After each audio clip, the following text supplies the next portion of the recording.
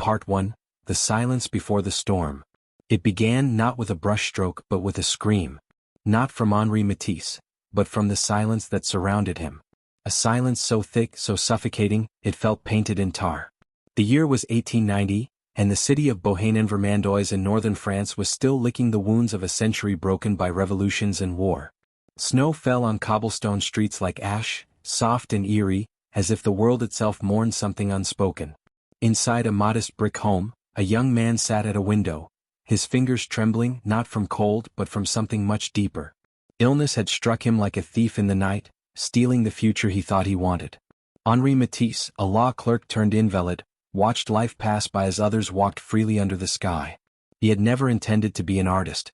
That path had not been carved for him. But fate has a brush of its own. Laid up in bed for months after a severe bout of appendicitis, Matisse's mother brought him something she never imagined would alter the course of modern art: a box of paints. She thought it might keep him occupied, a harmless pastime, a way to dull the boredom of convalescence. But what she handed him was dynamite, raw pigment, volatile passion, the blood of light itself. The first time Matisse opened that box, something inside him cracked. And from that fracture, color poured.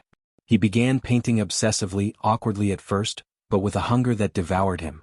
From the moment I held the box of colors in my hands, he would later say, I knew this was my life. But if life was color, then Matisse's world had started in shadows. Part 2, Canvas of Rebellion.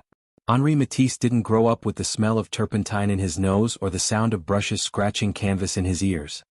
He grew up among weavers, spools of thread, and the rustle of fabrics in a quiet provincial town. His father, a stern grain merchant, dreamed of a stable life for his son. But Henri would learn to betray expectation in the most spectacular ways. After his illness, art became more than therapy. It became rebellion. He enrolled at the Académie Julian in Paris, throwing himself into the world of art like a man possessed. But the classroom walls closed in like a cage. His teachers demanded realism, restraint, structure. But Matisse? He wanted something else. He wanted freedom, not just of form but of the soul. In 1896 he discovered the works of Van Gogh, Cézanne and Gauguin, artists who bled onto their canvases, who sacrificed normalcy for vision.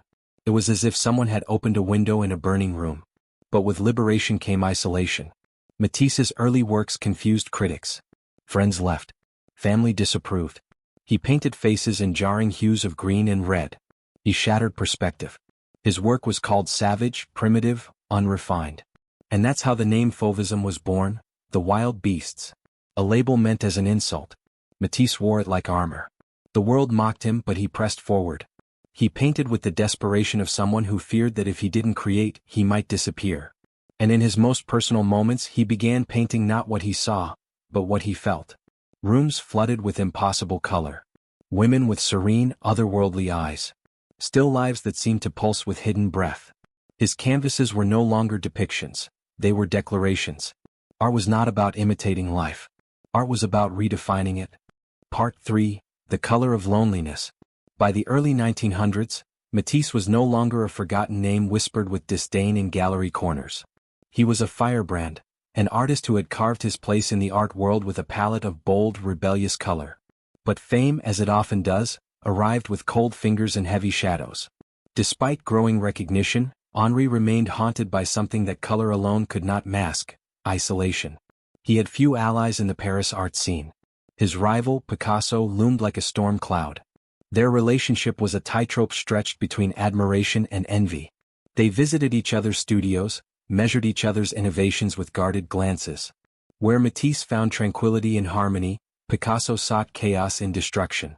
But both were obsessed, with truth, with the power of image, with the idea that art could tear open the fabric of existence. Matisse painted his revolutionary woman with a hat in 1905, a portrait of his wife, Amélie, that scandalized viewers. Her face, blazed with violent greens and oranges, defied realism and tore through the canvas like an emotional storm. It caused an uproar. Some said he had disfigured his own wife. Others called it genius. The painting didn't just depict a woman, it challenged the very essence of beauty. And as controversy swirled, Henri receded deeper into his inner sanctum. His studio became a temple. A place of solitude where he moved silently among canvases, cutouts, and sketches, always seeking, always unsure. He once said, "I do not literally paint that table, but the emotion it produces upon me." That emotion, however, was rarely joy.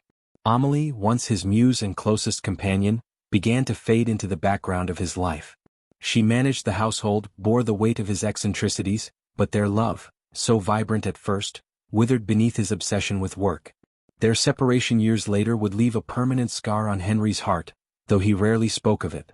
His children drifted too, his son Pierre becoming an art dealer, perhaps to orbit his father's world from a safer distance. Matisse's need to paint devoured everything. He wasn't cruel, but he was consumed. His world narrowed to canvas and color, light and form. And silence. In that silence he created some of his most ethereal works: The Red Room, The Piano Lesson, The Dessert, Harmony in Red.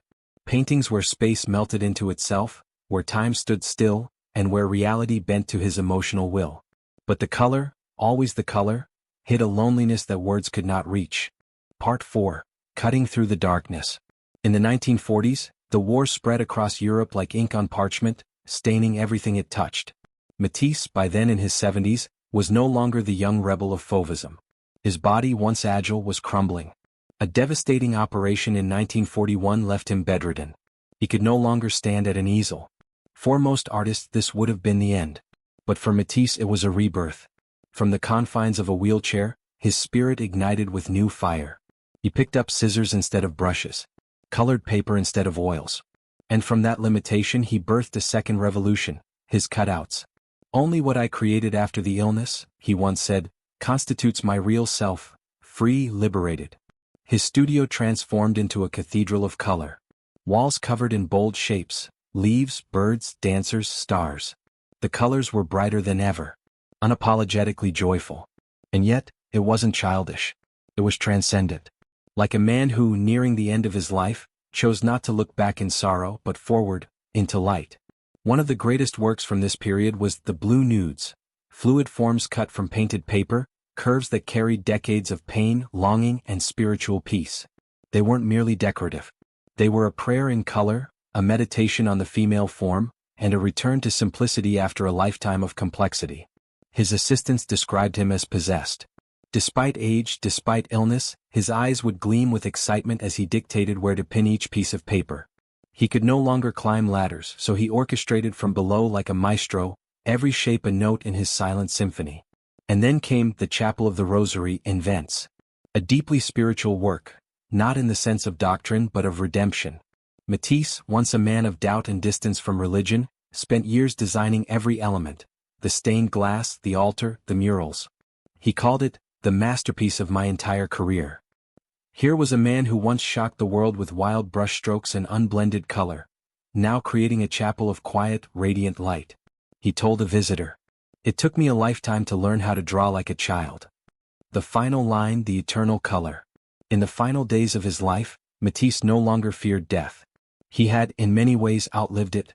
The man who had once painted like a beast, who defied convention, who carved color out of suffering, was now drawing doves. Simple white doves.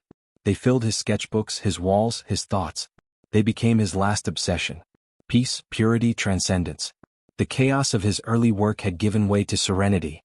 In 1954, on a quiet November morning in Nice, Matisse passed away. No grand final words. No spectacle. Just silence.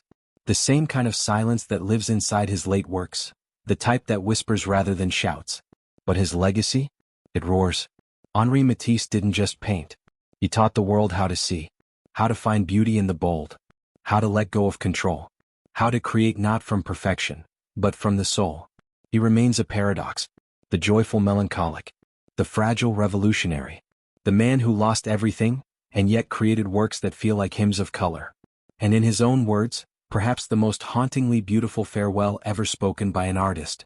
"What I dream of is an art of balance, of purity and serenity, something like a good armchair that provides rest from fatigue."